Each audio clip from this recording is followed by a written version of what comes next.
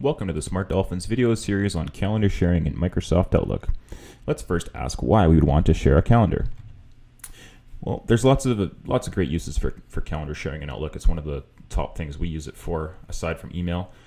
Sharing your availability, communicating what you're doing with your coworkers, and being able to see what they're doing as well.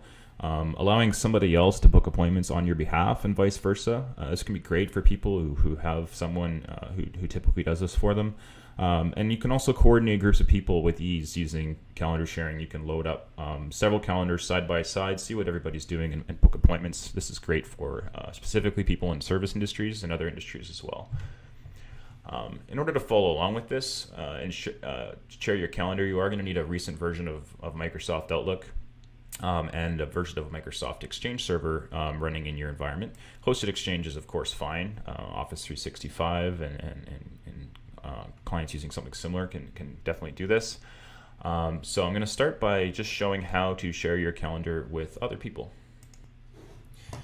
So in Outlook, we're going to start by clicking Calendar in the lower left-hand corner, and then at the top we're going to click on Calendar Permissions. What we're trying to do here is allow other people to have access to our calendar. Anything we set to default here is actually going to apply to everybody, which is what I've done here at Smart Dolphins. But if I want to set things up for specific people, I just click the Add button, choose the user who I want to grant access to my calendar, hit OK, and then this is going to give him the appropriate access. These different drop-down boxes control access, so free busy time. You can see the radio buttons that have been checked here. This is going to allow Andrew to see when I'm free and when I'm busy. He's not going to be able to see what I'm doing. He's not going to be able to do anything to my calendar other than look at it. All the way up to Publishing Editor, which is going to allow him to see exactly what I'm doing, delete stuff, create stuff, modify things, basically giving him full access.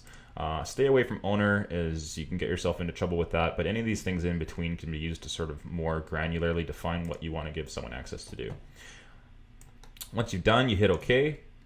And then we're going to go to Andrew's computer now. He's going to hit right click on My Calendars. He's going to choose Add Calendar from Address Book. And he's going to select my name, double click, OK. This will add my calendar to his Outlook client.